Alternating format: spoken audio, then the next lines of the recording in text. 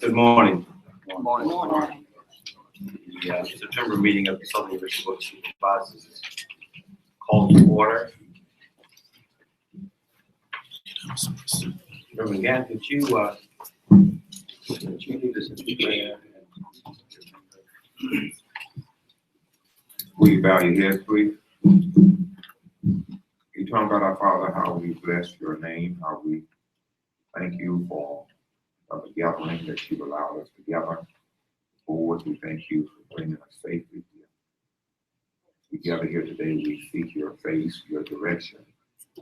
You guide and direct us to do those things that are pleasing in your sight. Give us wisdom, knowledge, understanding in all our ways. We acknowledge you, that you might direct our steps. We pray for our President, Chancellor, his staff. We pray for all of our chancellors of our various campuses. Pray for all of our faculty, all of our workers, those who are Southern University.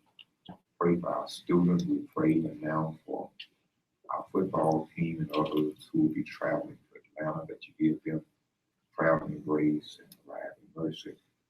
I want to ask a special thing this morning. We lift Lisa up before you in a very special way. We lift her mother up before you. We pray that you would be a strength for this hour. Because you promised in your word that you are a very present help in the trouble. And as we as a family, as we share together, pray, oh God, that you give us strength, that we reach out for each other and care for one another. And remember what you admonished us in that 25th chapter of Matthew, that we are each other's keepers, that we are to feed the hungry, that we are to clothe the naked, we are to visit those who are in prison and those who are sick. Hear our prayer in the Son Jesus' name. Amen. Amen. Thank you very much. And now, the Academic Affairs Committee will convene. Ms. Smith. Good morning and thank you, Dr. Tarver. At this time, we will have roll call. Yes, Madam Chair. Mrs. Smith, Present. Dr. Gaines, Attorney Clayton, Reverend Gant, Mrs. Small, Dr. Whitfield, Dr. Tarver. You have a quorum. Thank you. Adoption of agenda. It has been moved and seconded that the agenda be adopted. Any public comments?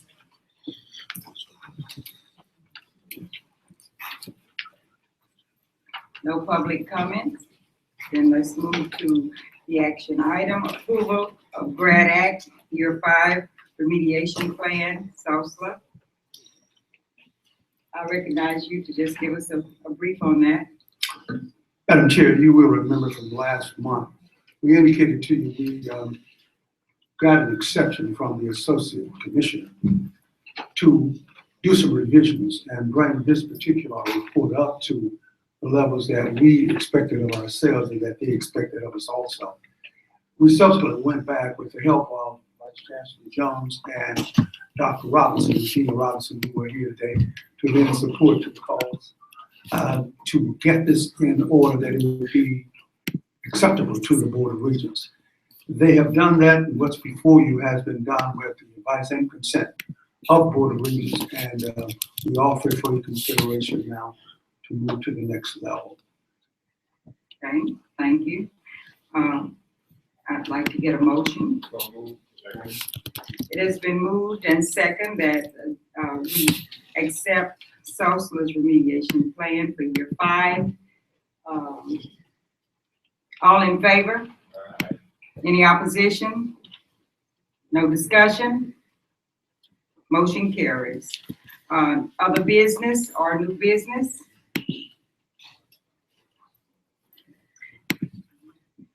if there is no other, no, not quite, not quite.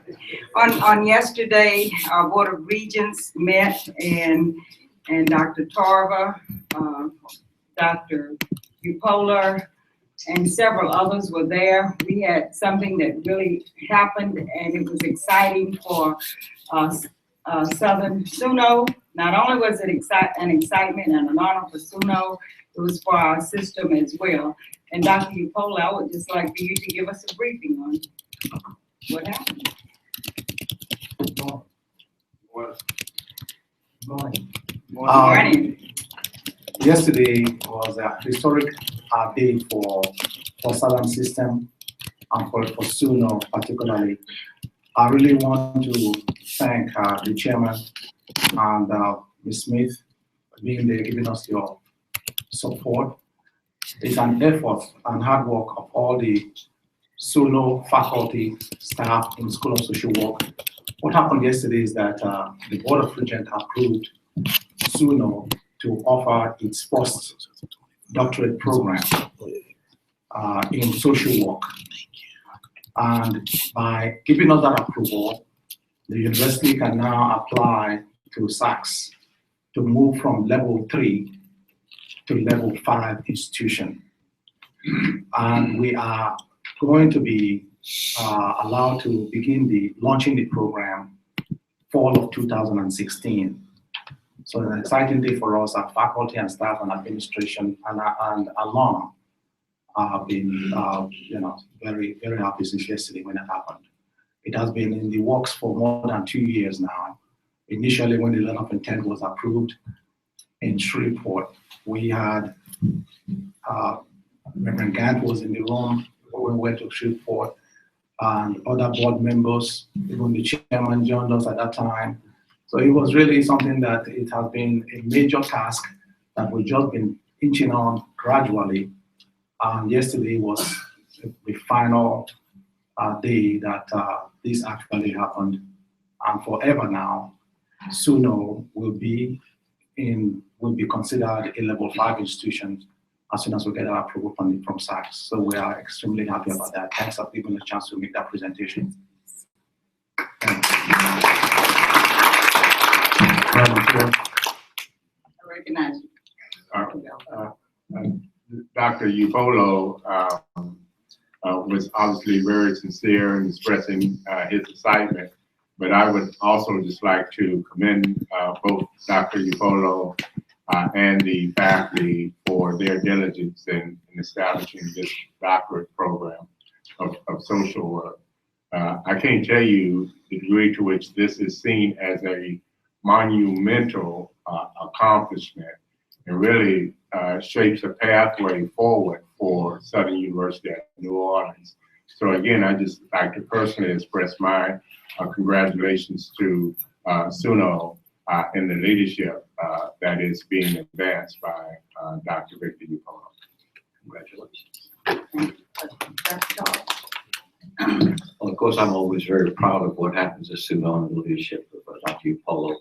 And as I sat through the meeting on yesterday, what I particularly noticed was the high spirit of members of the Board of Regents that I certainly must also applaud as they made preliminary statements prior to the voting. And there was a lot of enthusiasm for doing it and for the implications of what it would mean to the future of that institution and, of course, for our system. And so we really also want to thank him for doing this. Thank you very much. Thank you. And I would just like to add to that, there were many, many positive comments in regards to the administration, the leadership, and the campus itself for Suno. So we're very proud to have such an outstanding, outstanding accolades for our university and for the system. Thank you. And we will, any other comments? No other comments? I'll move for a motion to adjourn. It has been moved that we adjourn. Need no second. Thank you very much, Ms. Smith. I'd like to ask Reverend Gant if he would chair the Facilities and Property Committee, Chair and Vice Chair need to be here. Do we have a quorum for that? Can I appoint? Okay. I need to appoint anyone to that, Chair. We have four. Four, Five, five, yeah, okay. Facilities and Proper Committee now will come to order. If we recall the roll, please. Yes. Reverend Henry, Mr. Hilliard, Mr. Braxton, Reverend Gant here, Mr. Lawson, Attorney McGee, Mrs. Smith, Dr. Garland here. We do have a quorum. Thank you. Adoption of the minutes, any addition to the minutes? Now can I get a motion to adopt? So move. Discussion? All in favor, say aye. Opposed? Motion carries. We have two informational items. The first is information of 5A priority project updates by campuses. Yes, sir. Sure. Mr. McClinton, if he would offer a report on behalf of all the campuses. Thank you. Thank you, Mr. President. You have the report in your packet of the system project highlights and updates. Only one I would like to call to your attention, and that particular item is the Roosevelt Step 2 Avenue Bridge. As many of you know, during the Jackson State game, the bridge was open. We closed it down to finish the repairs, and it will be open again on October 9th, 2015, and that will be in time for our next game. Any questions? Thank you. Information item 5B, Board of Regents site visits. I believe all of us, this has been passed around to all the board members. And I would encourage board members who are in these areas, if you can, it'd be good to go on campus and we get to go and that you can see exactly what's going on. Any discussion, any questions? Thank you so much. Agenda item C, other business. Can I have a motion to adjourn?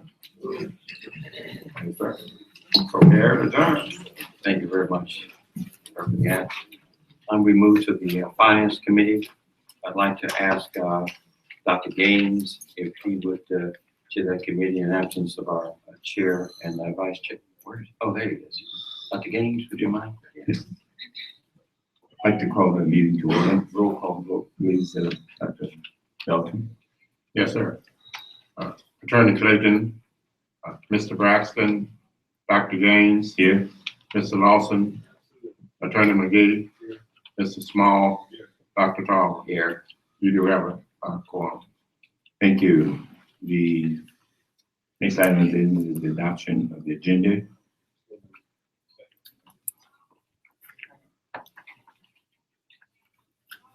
All in favor of the motion? Aye. Those who oppose? Motion is approved to adopt the agenda. Item 4 is public comments. Public comments. Hearing none, we move to item 5, which is the information item.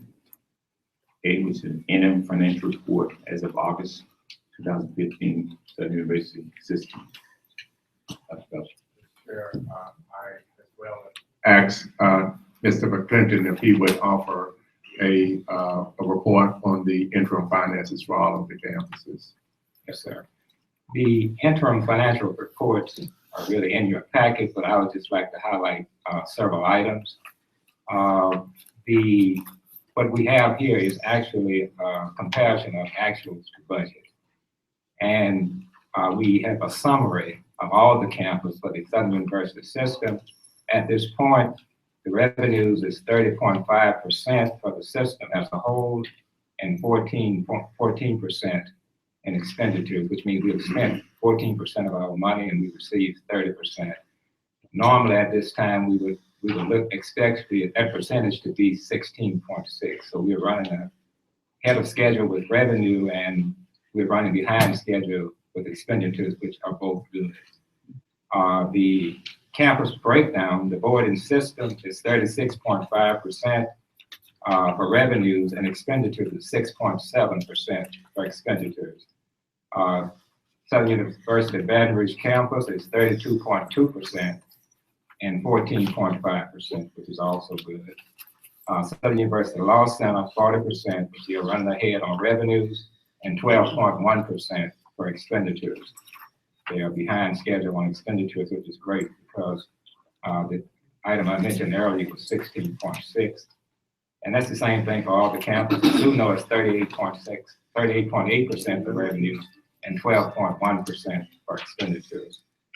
Southern University Shreveport is 12.7% for revenues, which is slightly behind the amount that we normally would expect. But the reason is the fact that they had not posted their tuition revenue at that time.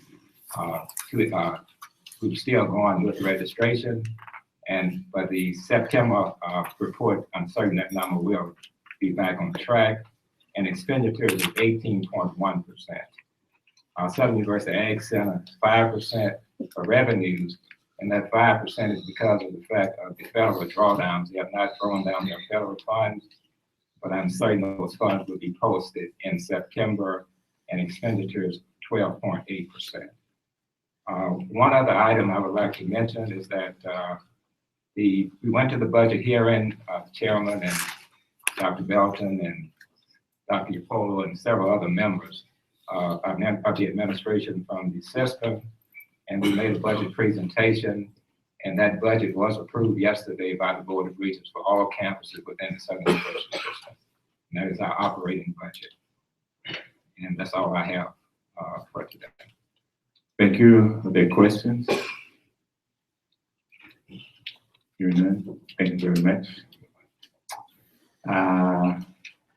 Item 6, other business. Are there any other business?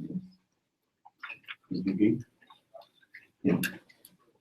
That Board of Regents is, at least the media is telling us to expect budget cuts. What are we doing in preparation thereof? Well, the forecast is a rather gloomy one for higher education. As I pointed out on last month, and as you are aware, the campuses have already had to absorb a budget reduction already in this fiscal year. And we are obviously very cautious and sensitive about the expectation that we would have to respond to another cut within this calendar year. As you may be aware, all of the campuses set aside a 5% contingency, and we are hopeful that if a cut does come, that contingency would be able to absorb that shortfall. But indeed, you will find that we are preparing to begin to freeze vacancies. We're being very sensitive to expenditures at this particular time, and just trying to position the university such that we can absorb whatever cut is on the horizon. I would say that in keeping with how fragile all of our budgets are, that will be a challenge for this system going forward. Thank you, Doctor. Thank you. Other questions, comments? Hearing none, I entertain a motion for adjournment. Committee is adjourned. Thank you very much, Dr. James. The Governance Committee, Mr. McGee. Yes, sir. I'm going to call the Governance Committee to order. Mr. President, roll call vote. I mean, Yes. who's here? Attorney McGee. Who's here? Reverend Gant, Attorney Clayton, Mr. Meyer, Mr. Small, Mrs. Smith, Dr. Tarver. We have a quorum. Thank you, sir.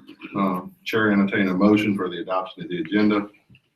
We have a motion and a motion by Ms. Smith, second by Reverend Gant. Any opposition? Hearing no opposition, the agenda is adopted. We're going to move to public comments. Do we have any public comments on the Governance Committee?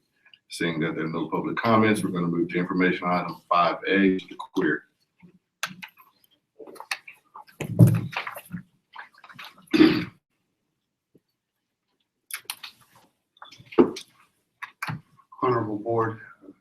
Chair. We were asked to prepare a short overview, which is being distributed now for board reference, explaining the current policies and procedures governing the creation and distribution of the agenda to the public and to the board.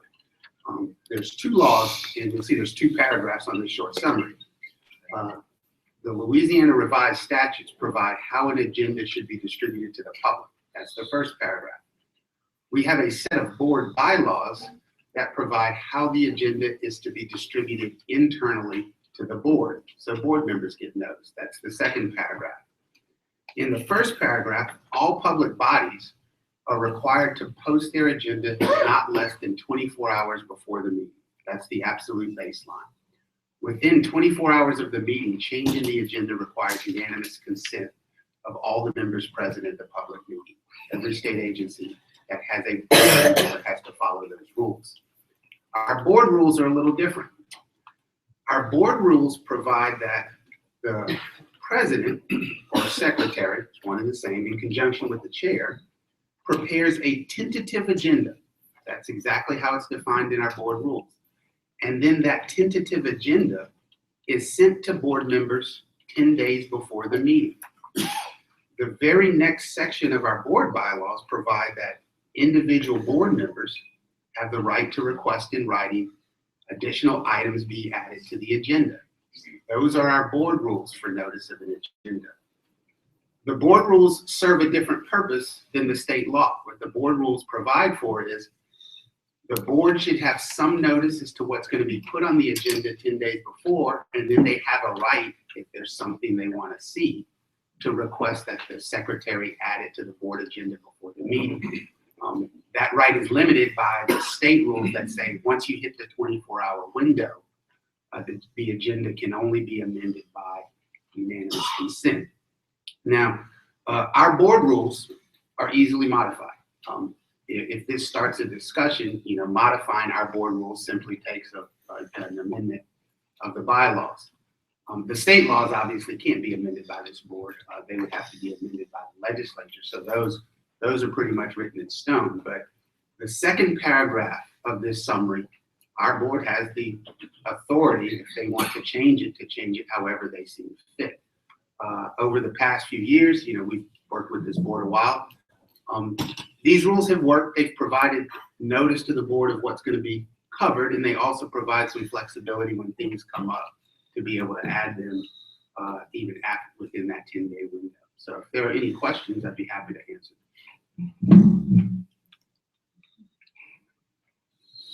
Reverend Gann. Thank you, Mr. Chairman. I think the rule that we have is a good rule. I think the problem is following the rule that we have.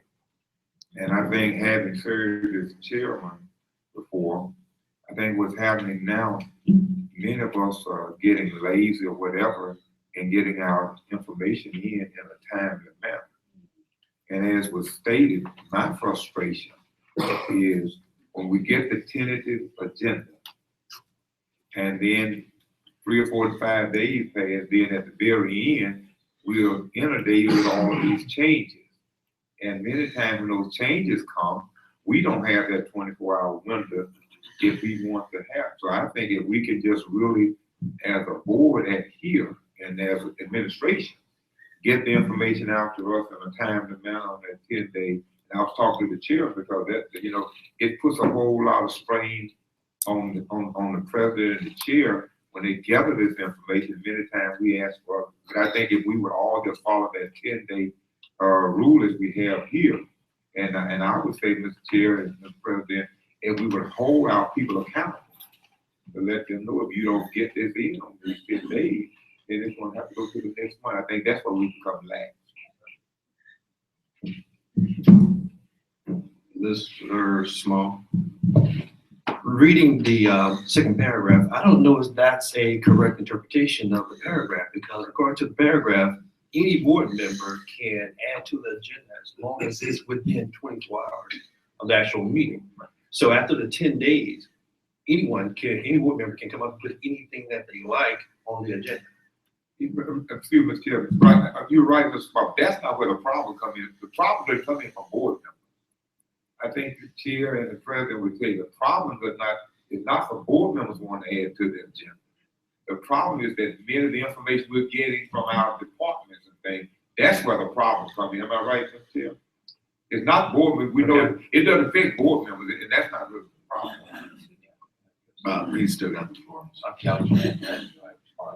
But as long as we're all on the same page and realize that within 24 hours of a board meeting, any board member can add anything they wish to any agenda item on the docket. So, okay. The chair, then the president, then Mr. Lawson. I certainly recognize the pressures that come with trying to get information to the board. And it's oftentimes not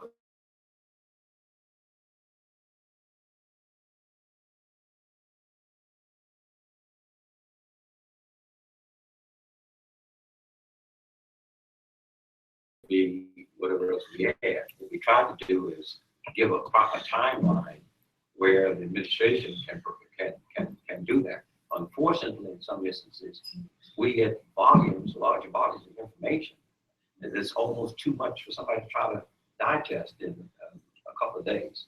And the president and I talked about that, and both came to an agreement that on the administration side, if they would advance their information to him.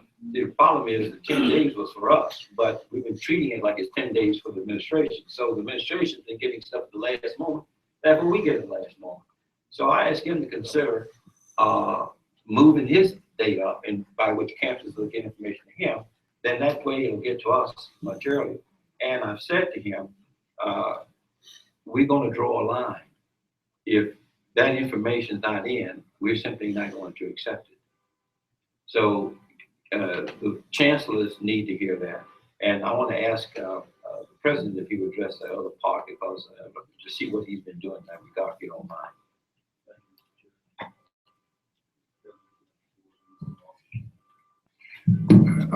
Thank you, Mr. Chair. And let me just say to the board that we hear you, and we are trying to respond to your concerns about late submittals.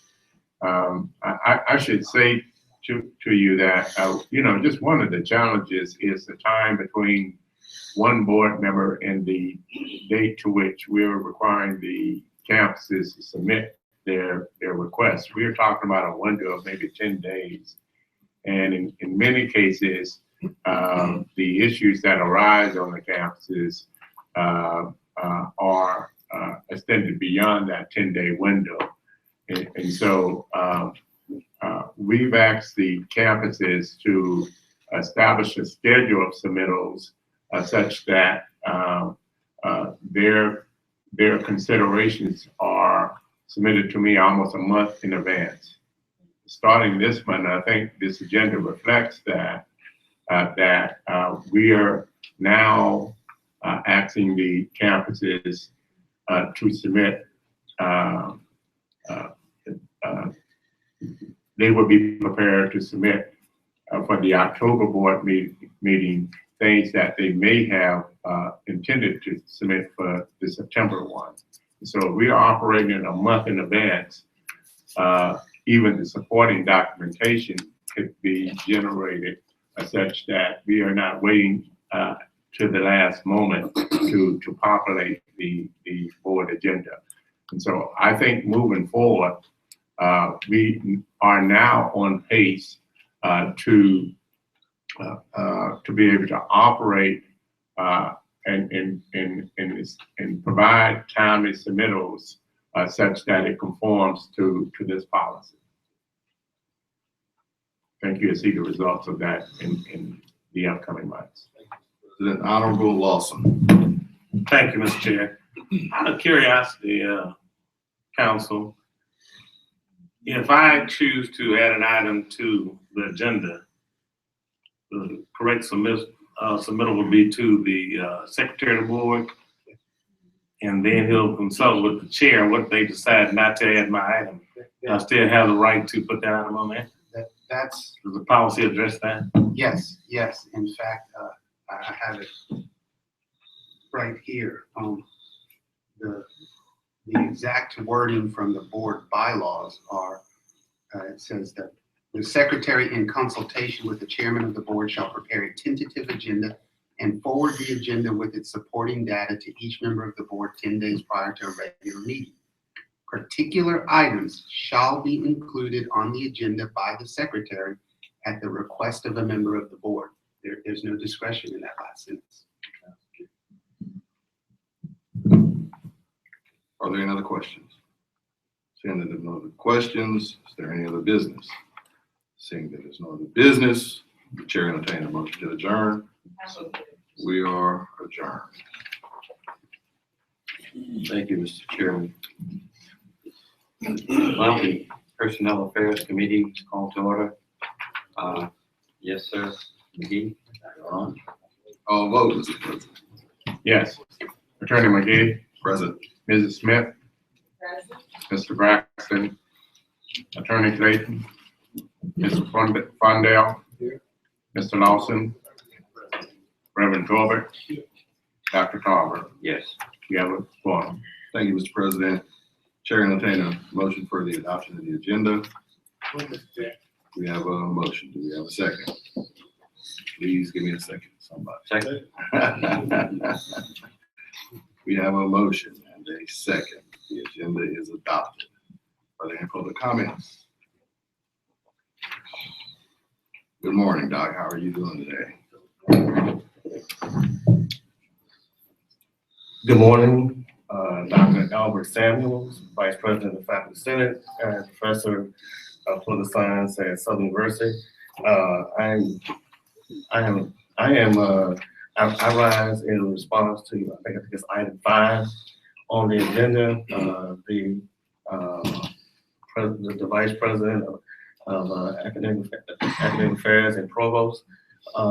First of all, I want to actually commend Dr. Belton, who actually could have just simply chosen someone. The person who will be recommended to you is a person who was the result of research. Dr. Belton actually included basically an unprecedented level of faculty involvement in the committee. There were a number of very strong candidates, both within the university and outside the university, who applied for this position.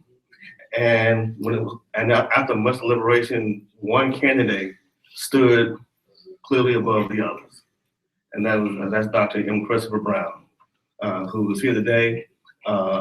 His resume is impeccable. I can't tell you how much ink I had to use to print out all of the things that he has done in his career. He has spent the last 10 years in senior administrative positions in higher education. He has an outstanding research record, an outstanding record of fundraising, and he just simply has a wealth of knowledge. I mean, that's almost nothing that we asked him that he didn't read, that he didn't know. And so we are proud to stand here and to recommend him for this new position. And that's all I have to say. He's going to be an actual, he's going to be a very asset, he's going to be an asset to this university, and we're very excited to have him come aboard. When you say we, who are you referring to when you say we, the committee or the? Are you standing in for the faculty in your capacity as? I'm speaking in terms of the committee, of the committee, the folks who worked with him, and some of the other people who interviewed him, and I think the faculty is going to really embrace him. Thank you very much, Sal. Any other public comments? Seeing that there are no other public comments, the chair. We're going to move to action items. 5A, approval of personnel action on positions greater than $60,000. The chair would ask that if there is going to be a motion that we move to approve these in global. I want to Pick one out. pick one out. Okay. I'd like to hear from, and maybe proven global, but certainly the chief academic officer in a serious position. I'd like to at least hear Yeah. Him say hello or something. Yes. Once we have the motion in the appropriate second, we will pass on. I'll move. Yes, sir.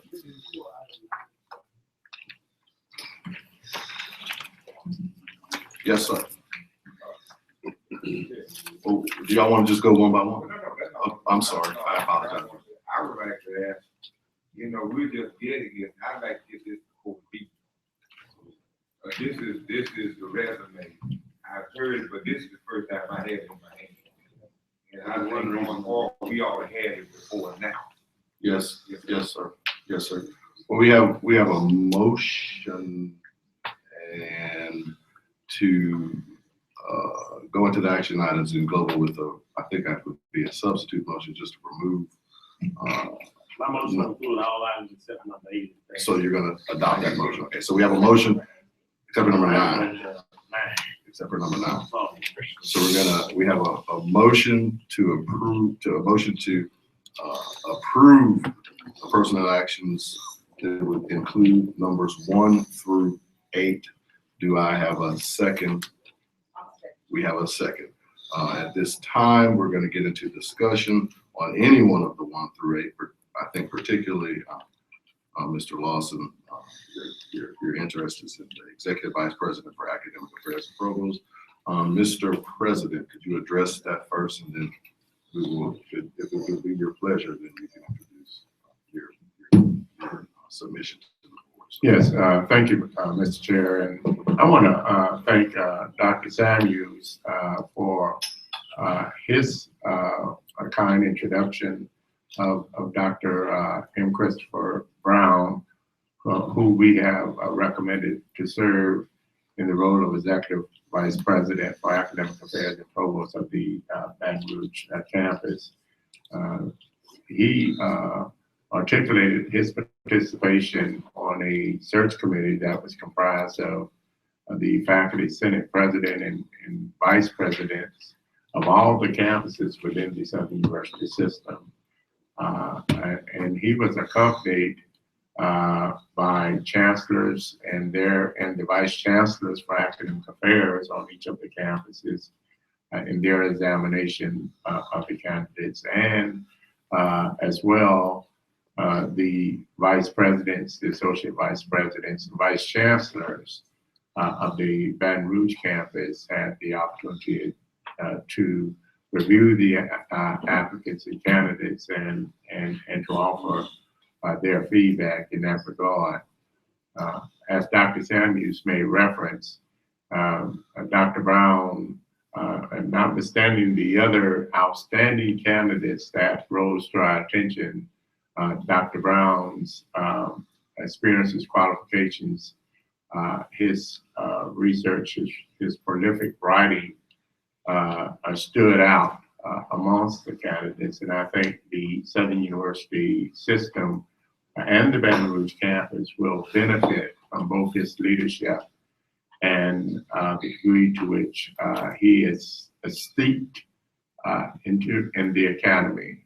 And so I am pleased to recognize Dr. M. Christopher Brown, who we are delighted to embrace in the role of Executive Vice President and Provost of the Baton Rouge campus. I'm going to ask if Dr. Brown would be so kind as to come up and just say a few words to this board.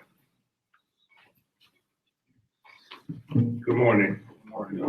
To the chair, Mr. President, board members, thank you for this humble honor. I have to admit, a few seconds ago, I got extremely nervous when Faculty Senate got up, Brother Samuel.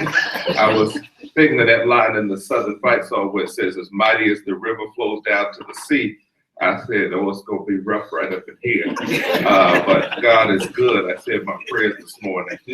So certainly I'm a member of the faculty, come from the faculty, spent about 10 years in the faculty and then 10 years in senior administration. Am familiar mildly with the Southern University system and have been learning a lot over the last month, and look forward to working with President Belton in his vision for both what he calls the Baton Rouge landmass and the Southern University system as a whole. Some of the chancellors I've met in other settings, and we've had a good rapport thus far. The faculty have been optimistic, and we hope to continue that momentum. Thank you, doctor. Does anyone have any questions of the good doctor? I wasn't sure enough if he had enough gray hair, but I believe I can support it.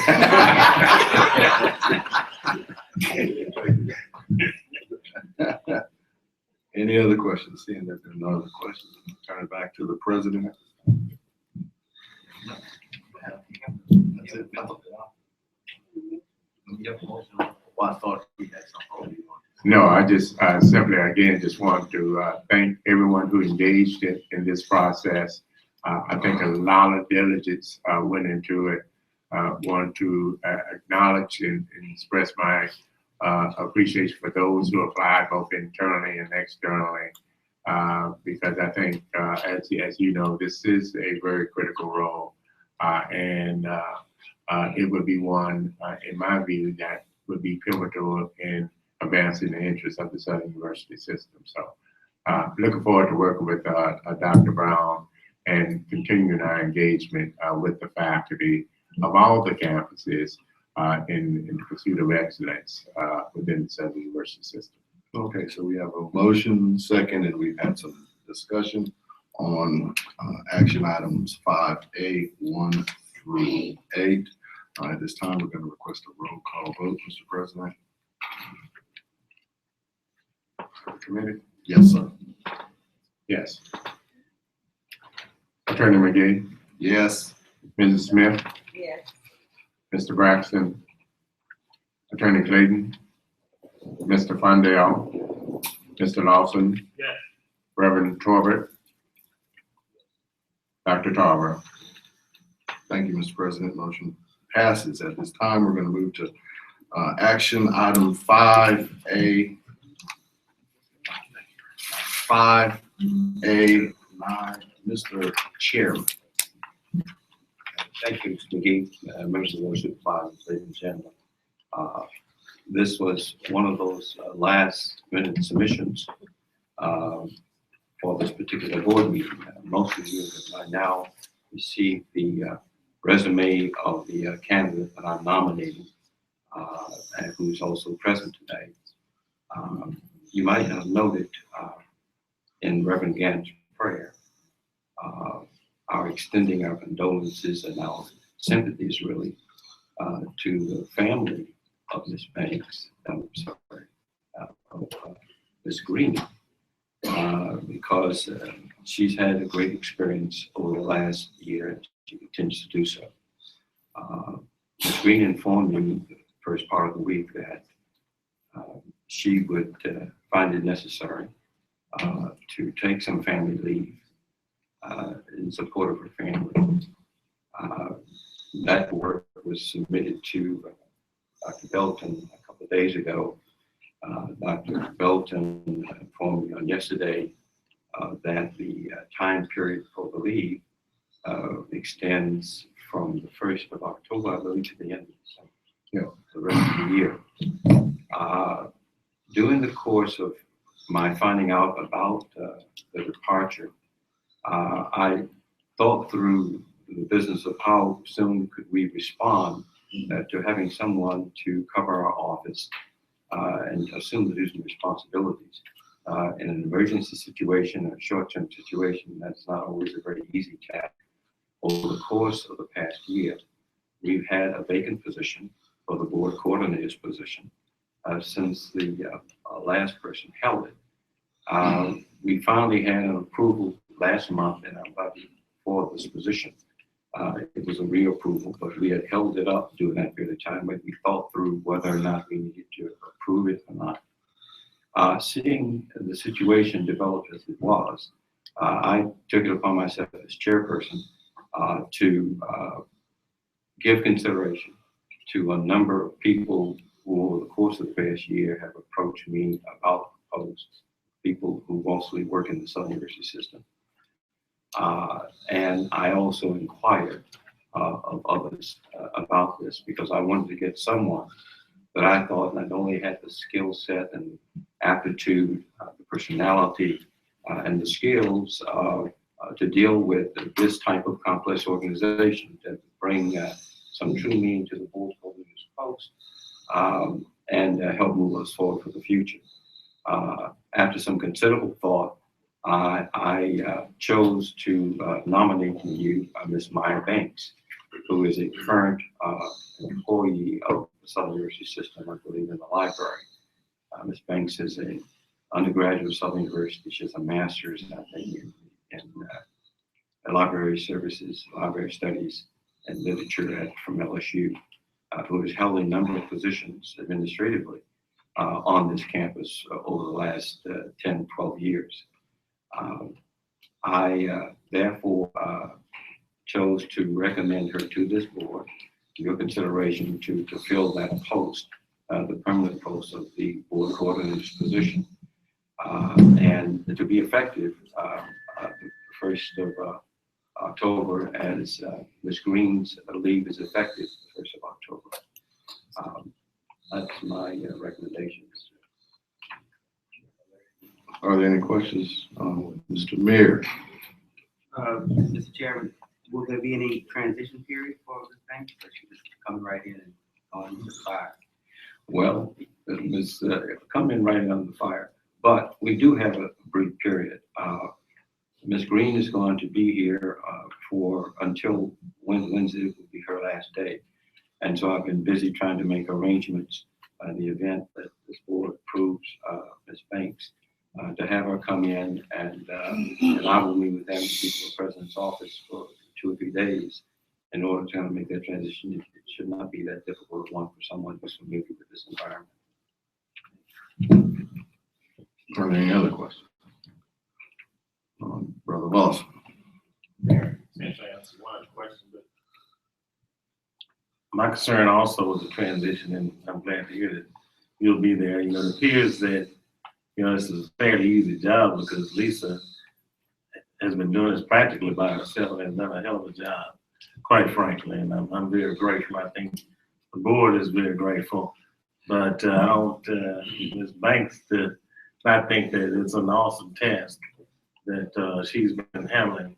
Literally, at one time, I think we had 4 people operating the board office, and she's been operating by herself. But if you feel comfortable with Ms. Banks, and I've heard a lot of great things about her, I just want to reiterate the transitional period, because mistakes are easily made in this office, and it can be costly mistakes. So I'm very, very interested in that transition period as well.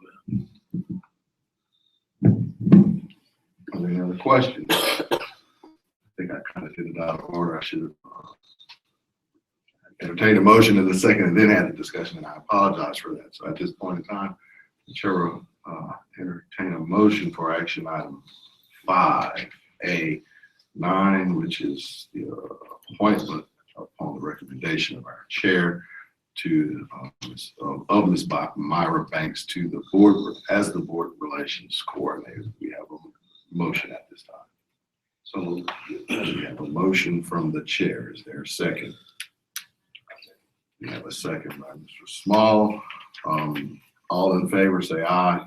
Aye. Any opposition? Hearing that there's no opposition, motion passes. We're going to move the agenda to action item 5B, FMLA request for Eileen Shanklin Andrus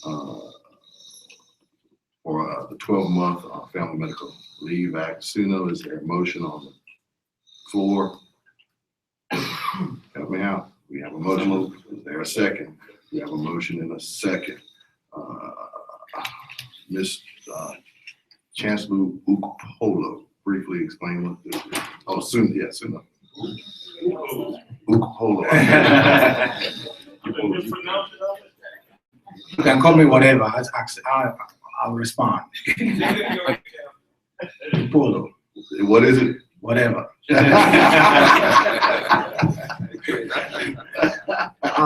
This is a position that we've been struggling to fill, internal auditor. We hired her about a few months ago, but she had a situation that we really want to respond to in terms of her family situation. Ordinarily, after spending the year with us, we will have no choice but to approve our FMLA request anyway. But she's coming to us a few months earlier than she would have been authorized or have the right to have this appeal. So we decided to go ahead and give her that, recognize her situation and want the board to support us in approving FMLA for her, so she can continue to work with us as soon as. Thank you, Chancellor. Thank you. You mean Chancellor, you pull, right? I think I said it. I did say it correctly. Yeah, well, with the chair, we do have a motion and a second at this time. All in favor? Aye. All in favor? Aye. Any opposition? Hearing that there's no opposition, this motion passes. We're going to move to number 6 on the agenda, other business. Anyone have any other business? Mr. Chair. Mr. Chair, I would like to ask Ms. Myers to stand. Expand on the ordinance, I believe. Yes, yeah.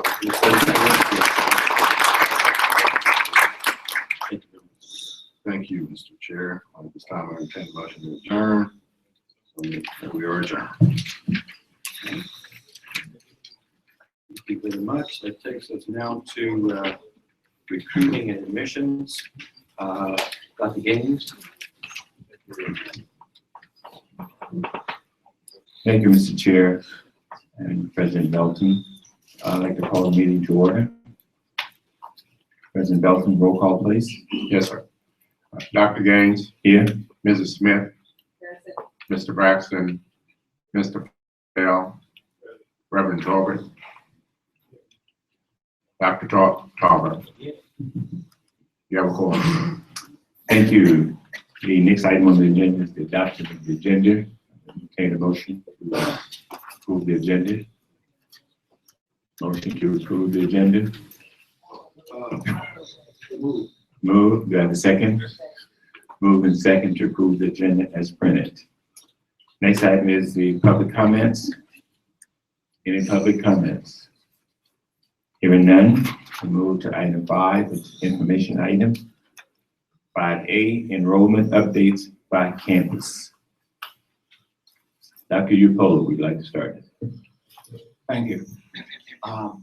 We had, by the census date of 2015, we had 2,704 students enrolled and paid. As of today, though, we have additional students that are actually enrolled to the point now our total enrollment is 2713, out of which over 200 students are first-time freshmen, which is a very good thing for us, because when compared to last year, we only had 140. So we're looking at about 60 new additional students that have made SUNO their first choice of institution. Also, the policy that the board really encouraged us to take to the Board of Regents for approval last year in terms of amending the admissions policy assisted us at SUNO to be able to see that 85 of the new students wouldn't have been able to be admitted to SUNO if we had not made that change. So 85 new students have been directly impacted as a result of amending that policy, where we are now allowed to admit students with at least one remedial needs. In addition to that, we have the SOSLAC program is doing well on the campus. We have over 200 students that are in with us at SUNO with the SOSLAC Connect program. So the school, so far, as I told the president, we are doing well. We met our goals, and currently started the recruitment period for next year. My recruiters are now on the road in Atlanta. They're going to Houston, especially now that we're a residential campus. We are spreading our things across just New Orleans area to make sure that we get additional students coming in from the region and from the state, from the nation. Thank you. Thank you very much. Question from Dr. Upolo. Hearing none, we'll move to the Cecil campus. Thank you, Mr. Chairman. The Cecil campus, as you realize by now, it's been very encouraging. Everybody's quite excited because of the all-time record enrollment that we realized as a result of the last census date. The count stood at that point at 3,174. We actually have a little more than that because we have some parameters that have been factored in for online students and the like. The rubric, though, for our recruitment effort has been somewhat changed over the years. For instance, we have traditionally lived by 5 traditional feeder schools. The enrollment in those schools has changed. The enrollment has gone down, and subsequently, the graduation rate in those schools has changed. So subsequently, what we have had to do is we've had to go back and kind of relook and be very innovative in terms of our enrollment management and recruitment strategies. For instance, we have 178 international students, which in our small situation, we're quite encouraged about. The motivation for their coming to our campus is quite unique. And I will not cite the source of the country because of things that are going on in the Middle East over there. But we're quite excited about attracting those students. They're coming to us and they're kind of wafting, if you will, our moment or our grad act, because of course, this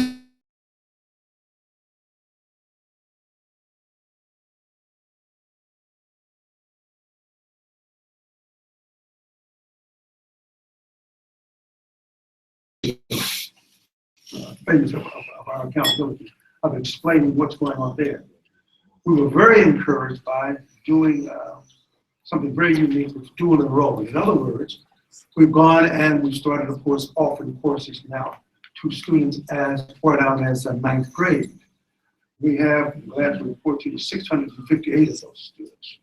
We have, as I close with this, the Connect program, as we indicated last month, is mutually advantageous to all of our campuses in the system, ours, Baton Rouge, and of course, New Orleans. In that, in the Connect portion of our enrollment, we have, with the Connect in Baton Rouge, we have 466 students, and with our Connect program in Suno, we have 196. And we're going to go ahead and look at even more options for distance learning, online instruction, et cetera, et cetera. Thank you very much. Are there questions? Hearing none, we'll move to the next person. Brown, you, Dr. Pierre. Yes. Good morning, Mr. Chairman, members of the board.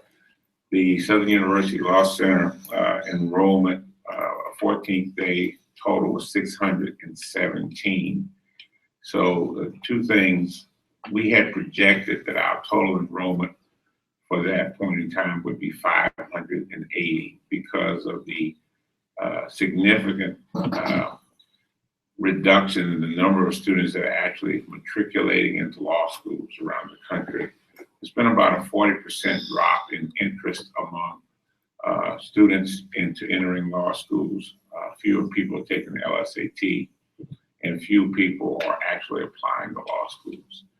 We actually, on 2 fronts, our total enrollment last year was 646, so there's a slight decrease, but the encouraging point is that we exceeded the budgeted amount that we indicated at 580 by some 37 students, and actually our first year class, which is 212, exceeded last year's first year's class, which was about 196.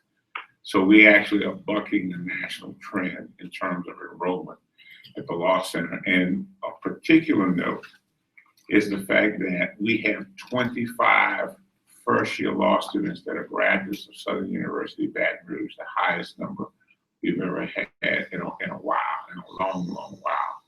And we see an uptick in that particular situation because we have been working with Dr. Samuels, Professor Gerard, one of our acting faculty members now, has been working with Dr. Samuels to really increase the number of students interested in pre-law studies and this pre-law activities.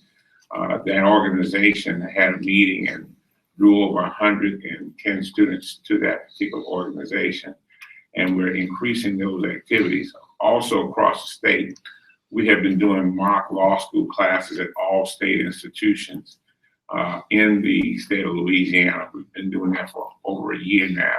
And we've been going to more national recruiting events. In fact, this afternoon, I'm going to Atlanta for the National HBCU Pre-Law Symposium and Recruiting Fair, where all HBCU law schools will be present to recruit what we think will be a large number of students from HBCU institutions that are going to come to Atlanta. That has been in the works for about a year. So that's sort of where we are in the whole process of enrollment and in recruitment. Thank you. Thank you, Mr. Lawson. Are there any other questions? Not a question, but just somewhat a statement that relates to all of our campuses. I guess I'm not as, I guess, you know, I've been everywhere, we've been talking about increasing enrollment and glad to see it, but I guess I'm not as excited for a couple of reasons.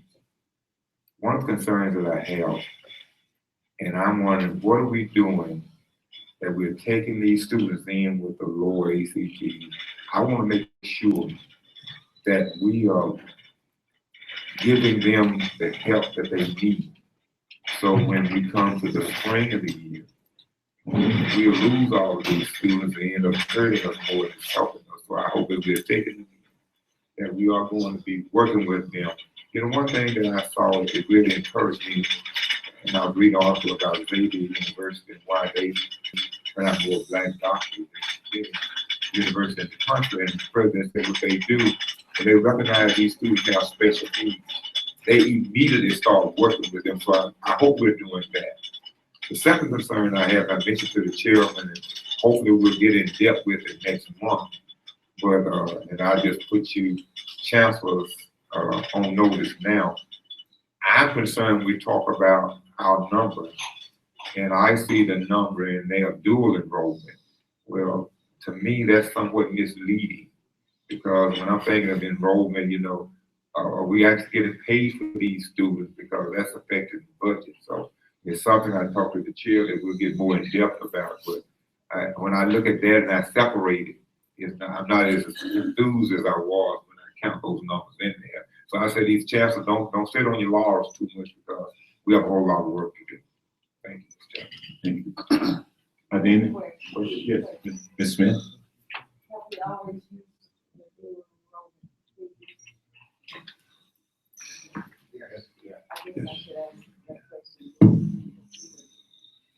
Yes, we have historically incorporated the dual enrollment numbers into our institutional head counts. I think there was some legislation passed last year that really provides for campuses now to generate actual revenue from the enrollment of dual enrollment students. In years past, I think that allocation was just over $300 per student.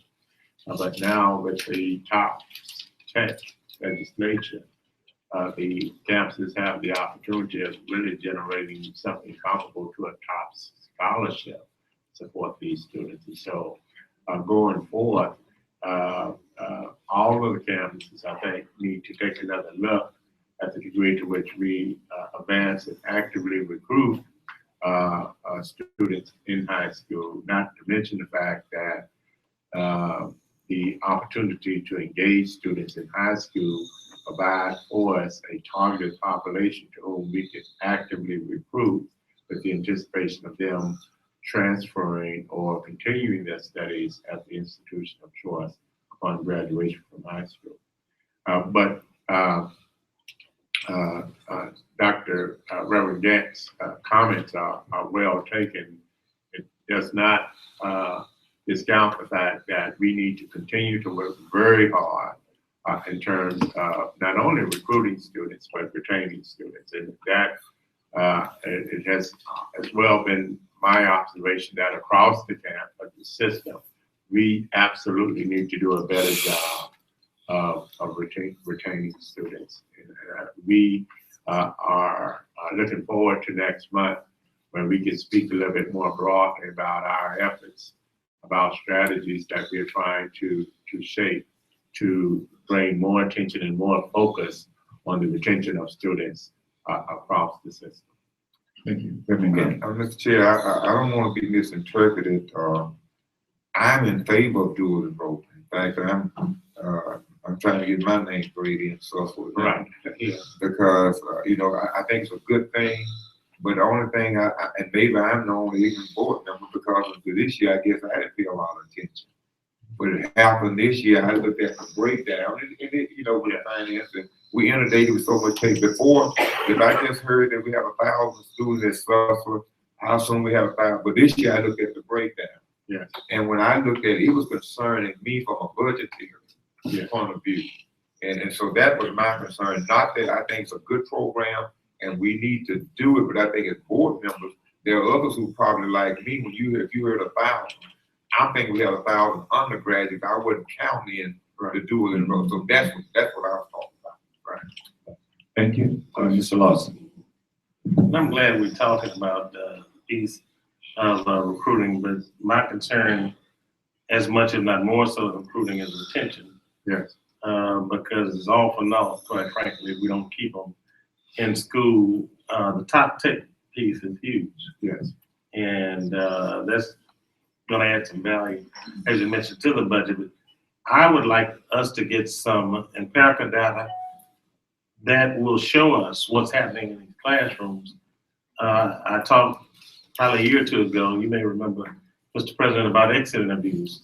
Yes. We ought to know why every student in this system is leaving the system. Some of the reasons are minute. I've heard students leaving because they couldn't come up with a couple of $100. That's correct. And then shame on us. Those are the kind of things that we're losing students. And it may be something that just got frustrated. Right. It needed someone to call. So I'd like us to get empirical data that shows why our students are leaving. And I also like to get some data from these faculty members. We got to be candid. We have some faculty members not doing what they should be doing. When you get 85% of the class failing, I'm not sure it's the student that's failing. Right. And if that's a consistent behavior of some professors on this campus, we need to know what's happening there. I think we need to do some exit interview in there. And as soon as we can get that data, I would appreciate it, because I think it'll kind of show us where we are headed, and maybe some of the flaws that we may be able to correct fairly. It may be the environment. It may not be able to adapt well. That was one of my challenges. Right. I was a mama's baby like Reverend Gann. You know, you get thrown into a dormitory and you got folk that may not necessarily be as timid and shy as I was. Whatever the reason, let's find out what's happening with these students. Chair. Thank you, Mr. Lawson. Mr. Fondell. I kind of want to piggyback off of what Mr. Lawson is saying, and say from a board level, I know last year and the last couple of years, we had an effort to make sure we got more students to the university. Yeah. And we're starting to reap the results of this. But the second part of it, and it's ongoing, is the retention part. So making sure that we're doing what we can to make sure that these kids are successful. And I say this, I know we have 1,200 kids that have come in as first-time freshmen here. I would like to see it to where we can put something together that we graduate 1,200 students in 4 years. Now somebody may say, you know what, we're gonna lose this student, we're gonna lose, but it doesn't hurt us anything to try. It's kind of like some of the programs the federal government has, No Child Left Behind, all the nice phrases, but we find a way to put all of the students to be their brother's keeper, in other words. Right. So if somebody's not doing what they're supposed to do, you have other students that come in. I saw a video here earlier this year, and I want to say it's at Howard, where they brought all the students together in the courtyard. They made them take a pledge. They took a pledge.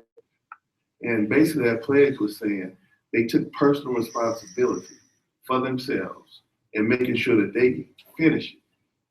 And one of the ways is being able to, I think you've heard this before, see it through. And that's one of the things that's important.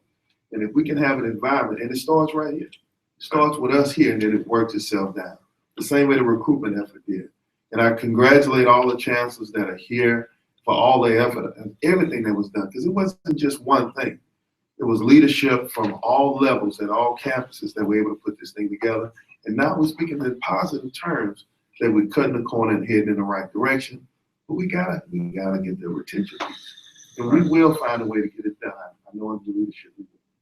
Yes. Thank you, Mr. Fundell. Any other questions, comments? Well, I'm not sure if it's the desire of the board. We didn't report on the Baton Rouge campuses enrollment. If you prefer, I would like Dr. Dumas to come up and speak to that. Thank you. Dr. Dumas.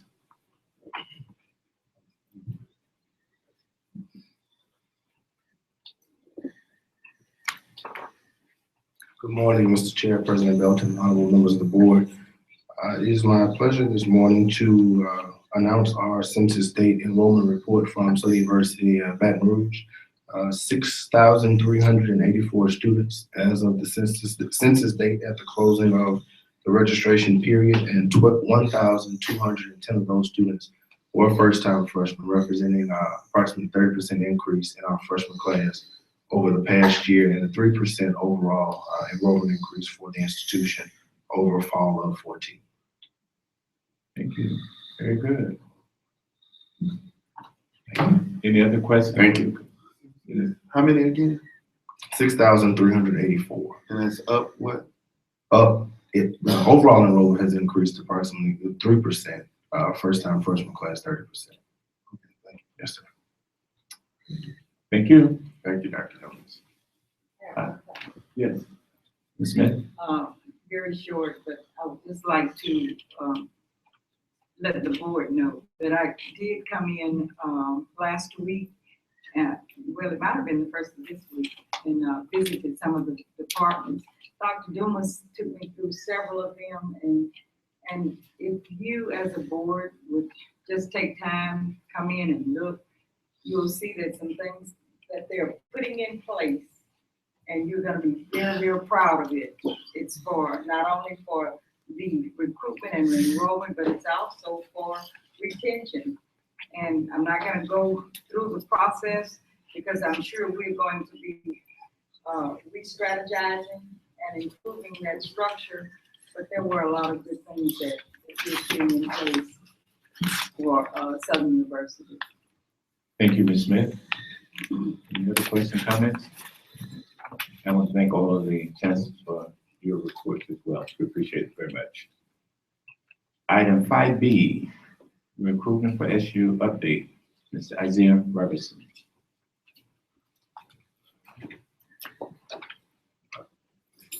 Okay. And she's going to speak on behalf of OCAM. I am not Isaiah Robinson. But my name is Denise Lockett, and I am going to speak on his behalf to give you a bit of an overview about who we are and what we do and what our goals are for the future, if I may. Good morning, board. While thinking of effective ways to help Southern University, iRecruit for SU was founded during the summer of 2014 by Isaiah Robinson, Cedric Upshaw, and Matthew Butler, with the mission to enhance and promote the value and virtues of Southern University. Immediately thereafter, they, along with a group of concerned alumni, developed the iRecruit for SU organization that's led by Isaiah Robinson and several other members. Some of who went on to, after graduating from Southern University, went on to have successful careers in the NFL, NBA, and Major League Baseball. Together, they are joined by several public servants, academic, business, and community leaders, as well as parents and volunteers. The focus of iRecruit for SU is threefold: recruitment, mentoring, and student retention. The slogan for iRecruit for SU is to recruit, enroll, and mentor students in furthering the mission of providing higher educational opportunities to high school, college transfer, adult students aged 25 and over, and graduate students who have chosen Southern University as their institution of higher education. Currently, the organization has conducted several very successful activities designed to highlight the rich heritage of the university as well as attracting students to its campus. Some of these activities have included assisting students in navigating through the registration process, inclusive of financial aid. We've had 2 signing days, the first of which was this past spring, April 18th. It was a function held at Bayou Cafe, and at that event, we hosted 15 or more students with a combined average GPA of 3.42, several of which had 4.0 GPAs. A second signing day occurred this summer, specifically August 22nd, where not only did we sign additional students who are now registered as freshmen at the university, but we also received letters of commitment for the university for 11th and 12th grade students. These students are entering now a recruitment program with us designed to help them through ACT prep and testing, understanding the university's admission requirements process, and assisting them in navigating through the financial process as well. Also, we're trying to educate them about the importance of the time-sensitive dates that they have to be prepared to turn all their information into the university. The organization has successfully recruited over 100 students, but more importantly, they've ensured that they were admitted to the universities, not only from Louisiana, but surrounding states such as Texas and Florida. As of today, our group has successfully admitted over 100 students that we've directly recruited and are now registered in the university. These students have chosen Southern University in no small part due to the individual attention paid to them and their parents by members of this organization. This is in no way a reflection on the recruitment efforts that presently exist in the university. But when you enhance those efforts with individual attention by alumnus, this is only an example of the results that can be achieved. Based upon the success of these initial campaigns, I Recruit for SU has the goal for the successful recruitment and admission of an additional 200 or more students for the upcoming academic year. The I Recruit for SU also has a very social media strong presence by keeping in touch with those students via phone calls, emails, Facebook, and our webpage. In closing, we want to thank you for this opportunity. And we want to let you know that in our continuing support of the efforts of recruitment for this university, our message is merely this. This is only one example of how individual alum, supporters, community leaders, and concerned parents can work in conjunction with already existing efforts of the university to strengthen the recruitment efforts, the image, and the bottom line of the university. Thank you for your time. I'd like to introduce you to Isaiah Robinson, who is over I Recruit for SU.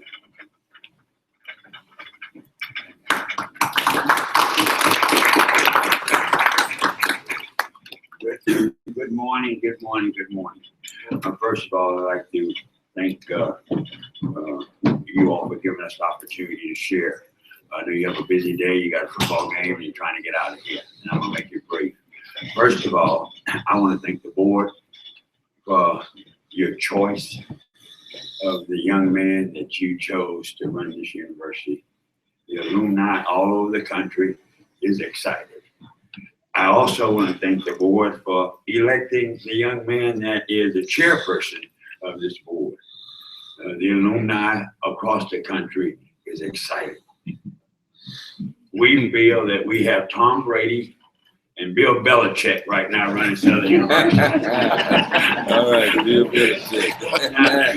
Now, I'm not gonna let anybody off the hook. The board, you are the New England Patriots. All right. So we are depending on you group of men and women to take Southern University to the powerhouse level that Mr. Lawson and I and Tony Clayton and Mr. Burndale have been talking about for years. It's coming to its maturity. The time is right. Negative material moves fast. I met a girl last night at 4 o'clock in the morning at the gas station. She's going to nursing school. She said, I'm going to LSU.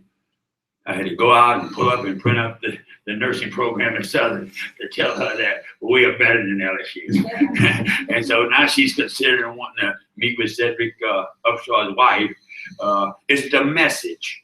And the message is that we are the powerhouse. We have the right leadership now. We have the right board now. People in the street are talking about you guys in a positive way.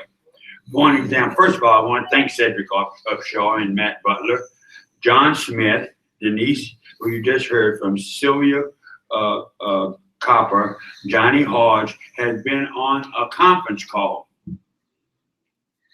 365 days in a row. We have not missed one conference call every Tuesday night in the last year. And that's commitment. And I also want to say that we have been in contact with over 3,000 alumni personally that said, Butch, I like this. Butch, I want to help. And to say that, it's mainly because of the attitude of the board and the new leadership you have here. That's all they're talking about. And I think that because they're talking about it, this is the time to take advantage of it. To go on to say that Facebook has gone viral. I Recruit for SU has gone viral. They got somebody to talk to. They got a new concept. Not that the old concept is bad, but just this is a new concept. Facebook, our webpage. We've had over 3,800 people connect with us on Facebook. Now, we turned the program off after 3 months because we found that there was a serious problem. The problem is what you all have been talking about this morning. We had 200 and some kids the first 3 or 4 weeks we started. We got 80 kids from Baton Rouge. I went to a school called DeSoto High School with Miss Akins in Dallas. Signed up 40 kids that day. Johnny Hodge did 10 in Florida. Tombstone Jackson and Sylvia Coppo did 12 in New Orleans. And we met a guy from Southern who does numbers here. And he said, Butch, he said, stop. If you get any more kids here, you're going to start doing the same thing, having all these big numbers of people wanting to come to Southern, but you can't get them in. So we are trying to build a foundation of how we can help those kids. I mean, we've helped raise money. We pay the admission fees. We've done over the call of duty, but that's what it's going to take. You talk about retention, it's about relationships. You want better retention, you got to have a better relationship. When these kids can go to their president, or they can go to their board, or they can, when they got a problem, you know, I came from a little country town out of Covington, Louisiana. And Don Wade and Patty Gregg, if it wasn't for them, I never would have made it. And so I just want to let you know that one of the things that these kids had to commit to, everybody talking about the kid, when is the kid going to step up to the plate? For every kid we recruit, he signs a pledge that he's going to recruit one kid next year. Our numbers can go off the chart. We could have did 600 kids by ourselves. They're out there. Because these are the schools at Southern University don't have the manpower they had. They got so many millions of kids out there. I just met with Joel Osteen last week. He's going to endorse I Recruit for SU. He has a school program that's getting ready to go nationwide, worldwide. He's going to let me piggyback with him. And there's no telling what this program can do. We believe that what we've done, just using basic arithmetic, you know, we're going to generate over $1 million this year. $1 million. 3 months of work. We believe now that we can do $10 million in the next 2 to 3 to 4 years. $10 million. So all that money you just gave all the people that raised, we can pay for it. We're going to give you all this extra stuff that you can do to upgrade this university. That's what's exciting about it. You can finish your field house. You can finish your practice field. You can hire better coaches. You can hire better teachers. You can pay the people that's cleaning the building. That's not our job. We just know that we have a process now, a model. Now, what have we done with the model? Those 3,000 alumni have said, okay, we got a counselor in this school over here in Lakeland, Florida. We send them our package, the video, all the paperwork. They go in, they have a meeting with kids that want to maybe look at Southern University. And now, no telling how big it can get. I'm going to close by saying that I want to apologize to Mr. Dumas. I didn't realize how big a job he had. And I want to support him in any way I can. Because the toughest part of the job here is getting them in. They want to come in. They just don't have a lot of the little stuff. And to be able to follow up with that, it takes a lot of work. My office is really upset with me for the time that they've had to spend. Finally, dialogue, relationships.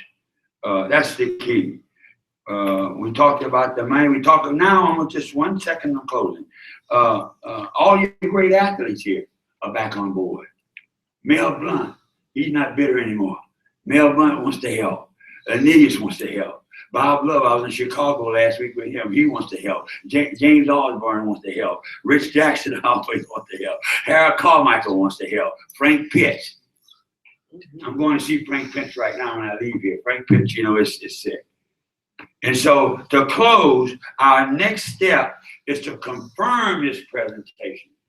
See, everybody can come up here and give you a bunch of words.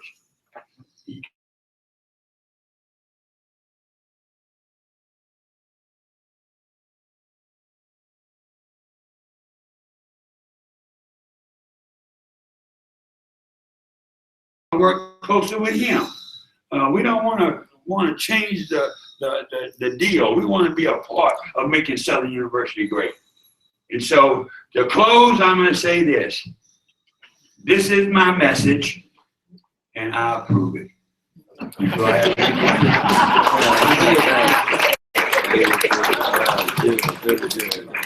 and the last thing, all the other board members that I don't have a great relationship with, I'm going to start on that immediately. All right. There's some nice guys too. We just said, I've been so busy ripping and running. I want to know, you know, Daryl, and I want to know Phil, and I want to know the young lady. I met her at a gas station the other night, and she was just telling me, "Oh man, who are you?" She said, "I'm one of your board members." I said, "I almost went out of the car." No. I ain't gonna tell you what time it was. I'm trying to be politically right. And Reverend Gann, I want to apologize to you too. You know, sometimes passion can make you politically incorrect. Honor those who have authority over you. And I'm man enough to apologize. I'm man enough to say, hey, look, I need your prayers. And I don't like to pray, so you can pray for me from now on. But I'm gonna hold you accountable. I'm gonna tell you that. If you're gonna get on me for praying, then I'm gonna get on you for not praying for me. Any questions? Any questions? So I can. Let me, Mr. Hundell, and then talk. Yes, I want to recognize Brother Isaiah Robinson, aka Butch. Also, he is one of our Hall of Famers here at the university, and not only Hall of Famer here, but I think destined for NFL Hall of Fame. Was 6-7-time Pro Bowler with the NFL, and as he stands here before us, you can absolutely see his passion. He has a commitment and he has a love that is probably unmatched here at this university. This is a part of why we report the reports that we have, because of individuals who outside of Southern and have a love for this university are doing what they are doing. I say that for him, the individuals that involve, alumni, all of our external people outside of this boardroom, their commitment. And I would hope that us as a board would, if need be, a resolution or a commitment from a board level that we're committed to standing by you and what it is that you're doing to help Southern University and to continue with all the relationships that you built to benefit this university is important. So I just want to say thank you for that. Thank you. Thank you. Reverend Tarver, you have a question? Oh, thank you. Well, Mr. Reverend, on behalf of the committee and the full board, we want to thank you and all the people that are working with you on behalf of Southern University. And I was really pleased to hear you say you're not outside of the university, you want to work with those of us who are doing some things already. So we can always use an extra hand. Again, thank you very much. Thank you.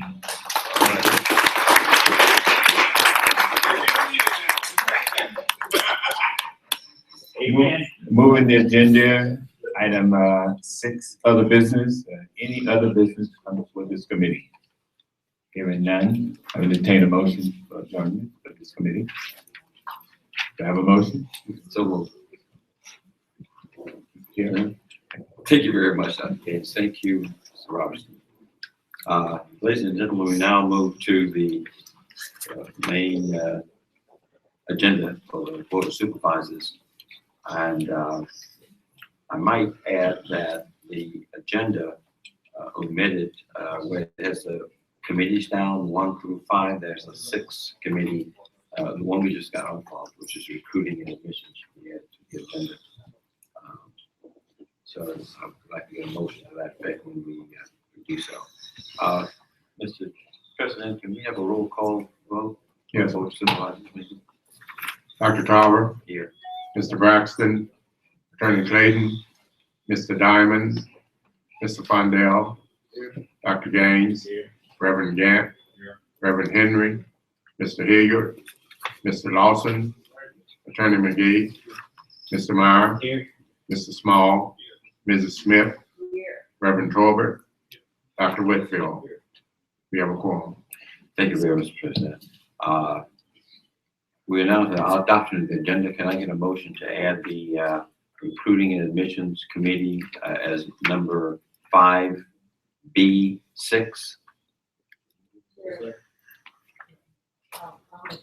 Okay. Okay. It's been moved by Ms. Smith, second by Ms. Fondell, that we add the item 5.6 for Recruiting and Admissions Committee. Any objections? So moved. So we now then can have is your motion to include the adoption of the agenda with this item, right? Okay, then we pass with that. Are there any public comments at this time? Hearing none, we move on to items 5A, minutes of the August 25th meeting. What's your pleasure? Then moved and second, we adopt the minutes for the August 25th meeting. Any objections? So moved. Yes.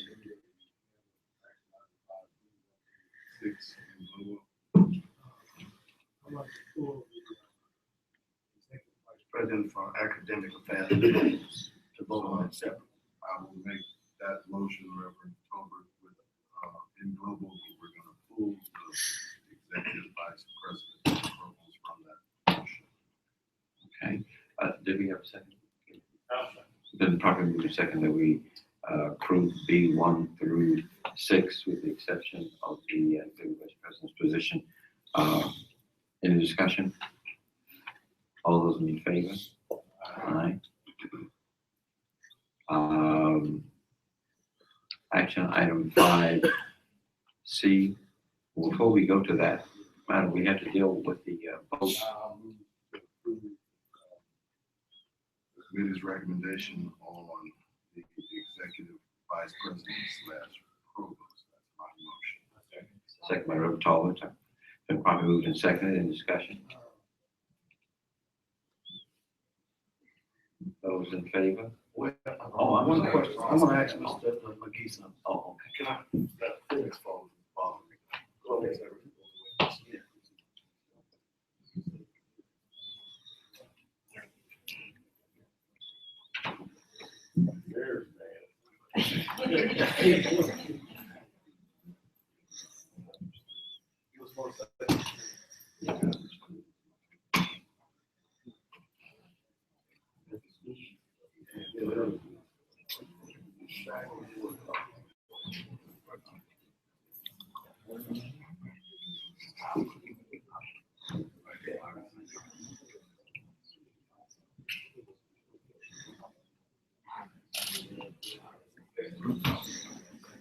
Mr. Chairman. Yes, sir. It's just the only question I had, and it's just a little small technicality. But I think it's straight that Mr. Lawson made the right motion. When we were in the committee for these items, my understanding, and I guess I was going by the chair's restatement of the motion, that items 1 through 8 would be approved. And of course, we did 9 separately. But the item on the provost is not numbered. And I want to be sure we had approved the provost because he's not 1 through 8 and he's not 9. And we would end up with a provost that hadn't been approved and we'd leave here and the gentleman would still be a citizen. John Q. But I think Mr. Lawson is stating that when he made the motion, he stated that all action items would be accepted. You didn't say 1 through. No. Okay, that was the chair of the committee who restated his motion. It restated it. Okay. So you want to rephrase your motion now? Well, I restated it erroneously and I apologize. Yeah, I just want to make sure, just a technicality. All right. If he doesn't get approved, he's the academic officer. So again, we're gonna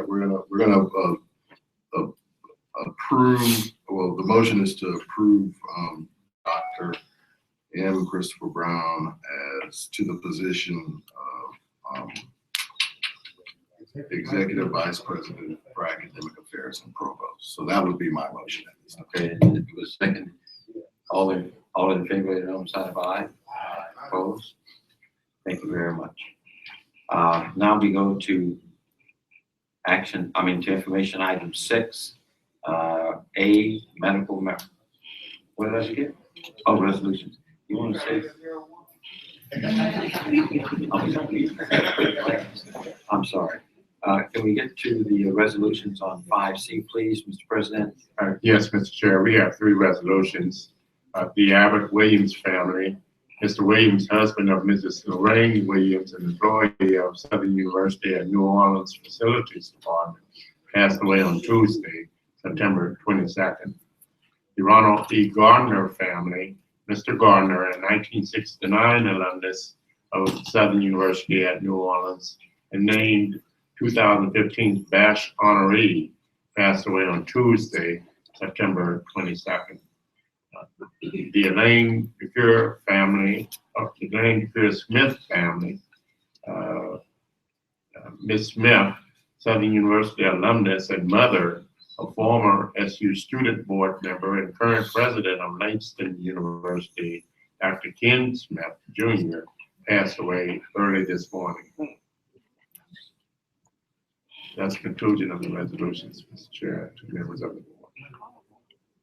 Thank you. Is there any motion to adopt the motion? And properly moved and second that we adopt these motions. All those in favor, on side of aye. Those opposed. Now we move to item 5.6A, medical marijuana update. Mr. President, who does that? Yes, Dr. Adele Brown is going to offer a brief update with regard to the medical marijuana legislation. Thank you very much, Mr. President, members of the board. We have, in the last legislative session, passed a bill that gave Southern University and LSU the first right of refusal to produce medical marijuana. To that end, we've been working very hard to understand what the language of the bill was, how to execute the bill and move forward. The president and I and others have been throughout the state of Louisiana meeting with the medical board, the pharmacy board, the Department of Agriculture, and as well as looking at production practices and trying to understand what's going on. To this date, what is happening is the bill is very limited in the way it's structured. It only allows for 3 uses of medical marijuana, which makes it very restrictive. Also, the real challenge with the bill now is that it doesn't provide, is against the federal law. DAE, and you can do it at the state, but it is not legal at the federal level. So until it becomes legal at the federal level, then doctors are not going to prescribe it, pharmacists are not going to fill it, and ag centers can't produce it at this point. So there's some discussion of how to go to Washington, modify the bill, and see if we can get some support for the national level while we continue to work on the state level to execute the bill. And I think that what you'll see in the next legislative session, some language that would actually try to clean up the bill to make it operational. While that is taking place, Southern University is making certain that we are doing all our due diligence, so when the revenue becomes available, we can produce the medical marijuana. I do have a report that I was reluctant to give Honorable Gant because I know they didn't get it on time, but I will share it at this point. How has it been handled in other states? Approaching this, the states that are where it's legal at, and from a university level, have they handled? Are they doing what we're prepared to do? The other states, the Colorado, Washington State, is actually being handled more by the private sector than the university sector. And what has happened under this administration, the federal administration, Mr. Obama's administration, they are not enforcing the law. But we're coming to the end of Mr. Obama's administration. So those states who are doing it at their own risk. But there's no university in those states that are handling it. The University of Colorado is doing some work, but they've got a third-party relationship that they're trying, and because of that, they're giving the world. The only university that's really authorized to do medical marijuana is Ole Miss, and Ole Miss does all the medical marijuana for everybody else.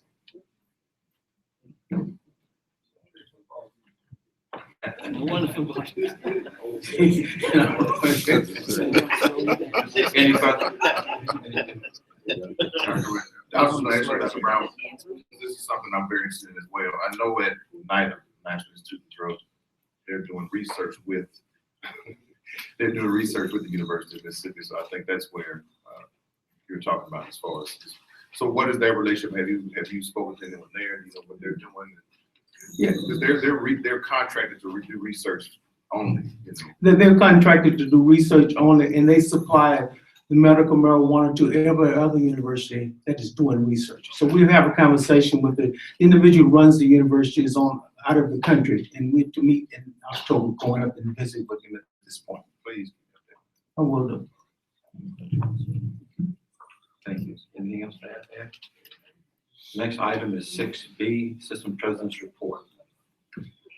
Thank you, Mr. Chair, and I'm going to be rather brief. I did want to offer an update as it relates to advancing the salary compensation study.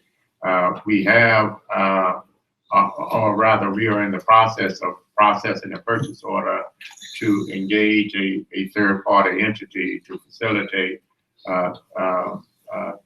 that study, and indeed the Human Resource Office, they are at this moment, developing an inventory of organizational charts, job descriptions, resumes, and performance evaluations that we will hand over to that third-party group to facilitate, the aims of that contract and that study. Further, I just want to, I think we passed this information out to you, but I did want to announce the convening of the search committees for the chancellor searches for the Southern University Shreveport campus and the Law Center. We anticipate convening the search committee for the SUSLA search committee on Thursday, October 1, at 12 noon in the Jesse Stone Lecture Hall on the Shreveport campus. And for the Southern University Law Center, we'll be convening that search committee on Tuesday, October 6th, here in the boardroom. And of course, for those who are interested in reviewing that process, you are more than welcome to do so. We do anticipate requesting your authorization to begin the search for the Chancellor of the Southern University Agriculture and Extension Center in October. So that will be forthcoming at the next board meeting. Thank you, Mr. Chair and members. Any questions? Next, we have item 6C, campus reports. Thank you. I will be brief also. You have my report. I just want to mention 3 brief things. As soon as in discussion with the Law Center to establish an MSW JD collaborative degree. We hope that is going to be, we'll come back and give you more information about that at the October meeting. Both the Vice Chancellor of Academic Affairs and the Vice at SUNO and at the Law Center have been in discussion since yesterday. And the plan is to bring both faculties together to review a new curriculum. And the only school in New Orleans that's doing something similar is Tulane. But like I said yesterday, Tulane's cost is very, very expensive. They also have some MSWJD. So we want to try to do that at the university. We'll be giving more information to you as we move forward. In addition, we have a visit that's coming from the national organization, NCAKES, to review our College of Education for re-information next month. So far, we have everything in place, and we believe we're going to be successful in that regard also. And as a heads up, we should be having a groundbreaking for the School of Social Work in one of our new 4 buildings. Should begin to put that in place November 4. We've asked Dean Millie Charles. She resides in New York right now with her daughter. She's now making plans to come back to New Orleans to be part of that celebration, November 4. I'm going to ask each of you as we are close to join us in that celebration. Thank you.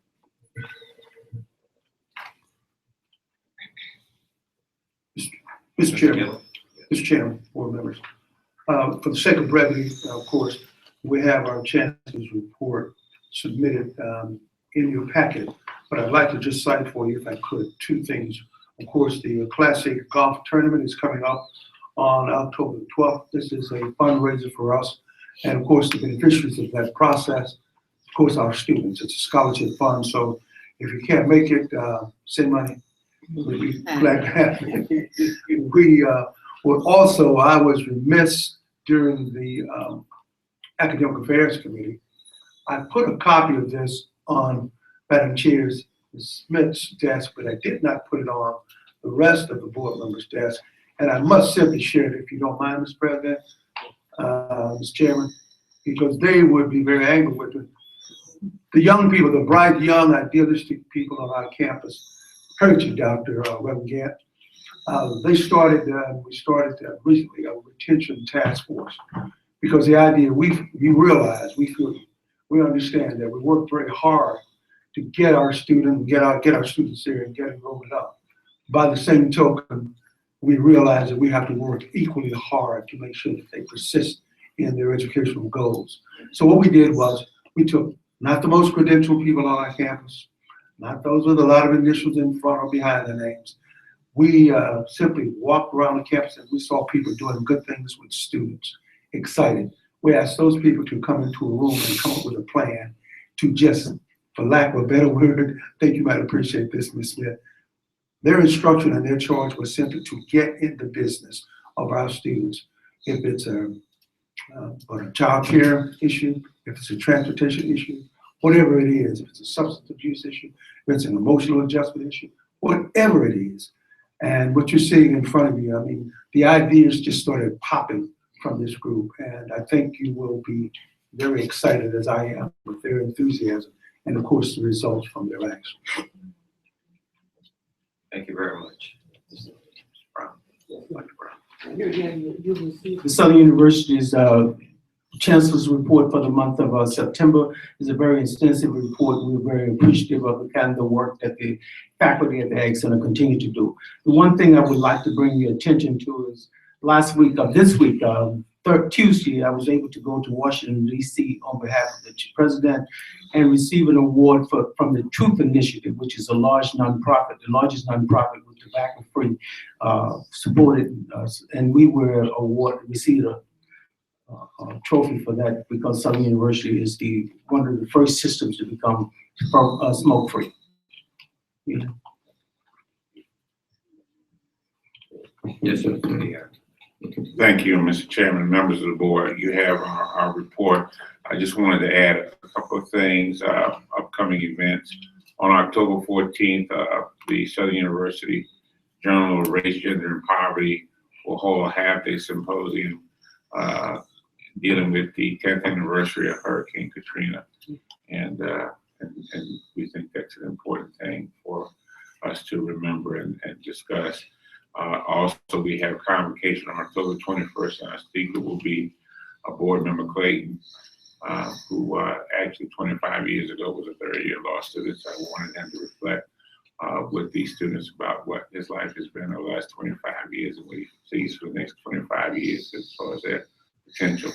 And in addition to that, with the consent of the chairman, either at the strategic planning meeting on the 22nd or next board meeting, I'd like to give an informational update on the feasibility study initiatives that the board has approved with respect to the lawsuit.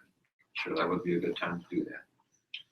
Thank you very much. And we've already heard from Dr. Dalton. Oh, yes. Just want to reflect on something right quick. And I know we had the campus reports and Dr. Belton reported earlier. This past weekend, we had in excess of 50,000 people that were here on this campus. And the efforts that were started back a few months ago with regards to security on this campus, again, paid dividends. There were no significant incidents that were reported on this campus. I had an opportunity to ride around the campus late at night. There were 3 lines of security here that were, in addition to our campus police, the local police here, there was also an extra security force that provided a presence that was here throughout the campus. So I just wanted to commend you, leadership team, on the success of this past weekend. We did have some challenges. When you sell out games, you're gonna have some challenges. But those are things that were very minute.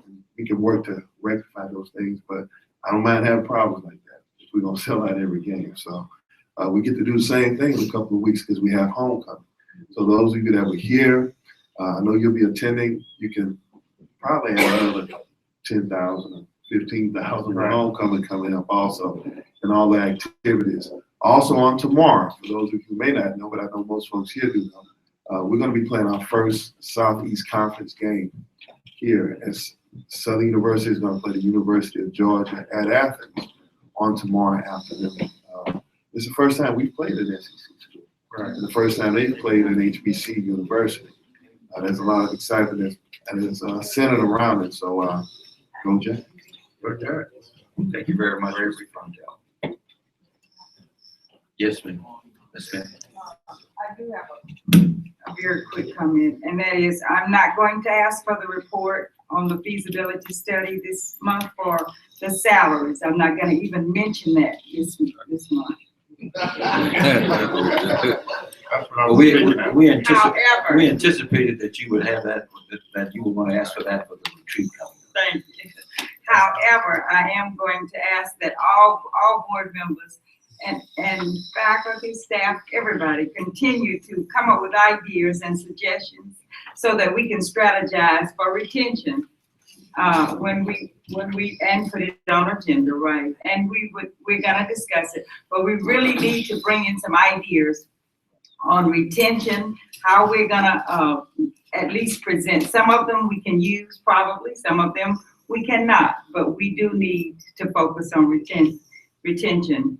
And the last thing I would like to say is a few weeks ago, I picked up the Morning Advocate, and there was a very interesting long article that was highlighting Dr. Whitfield on his work and dedication that he volunteers from his medical practice for the prisoners here in Louisiana. And I would just like to let Southern University know that that's another great thing that Southern is offering our state. Thank you, Dr. Whitfield. And in conjunction with that, Ms. Smith, I think Dr. Whitfield has agreed to wear heels for a certain cause. Doctor, if you can kind of.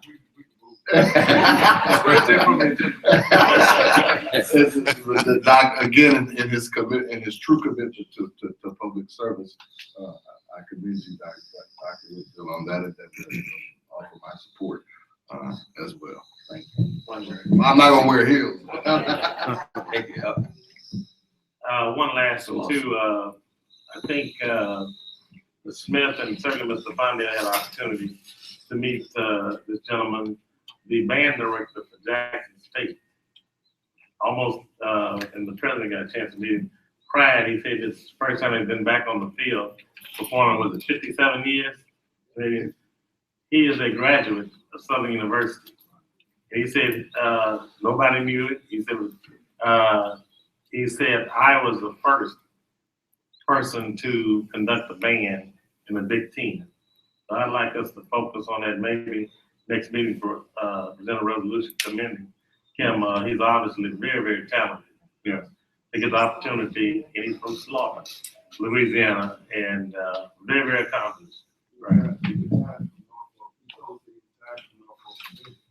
A few years ago, he was brought back to Jackson State to lead them out of retirement. So he's planning on moving back here to Baton Rouge also.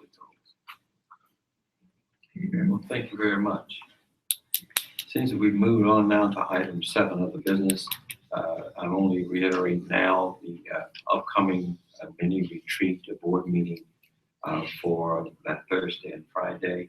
Hopefully the major agenda for that Thursday will be all of those items we're discussing over the last several weeks so that we can begin to re-examine the strategies that we've been implementing to see if those things are working in the areas of admissions, recruitment, retention. So, and to catch up on some of the reports, such as Ms. Smith mentioned on the faculty report, salary report. Yes.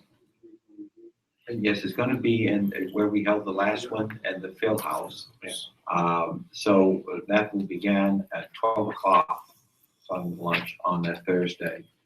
It'll end at 5. We have the reception, and both the museum and Wade House, which is next door. And then, of course, the next morning we'll have our board meeting. And you'll get other information accordingly. Is there any other comment? If not, we can move for adjournment.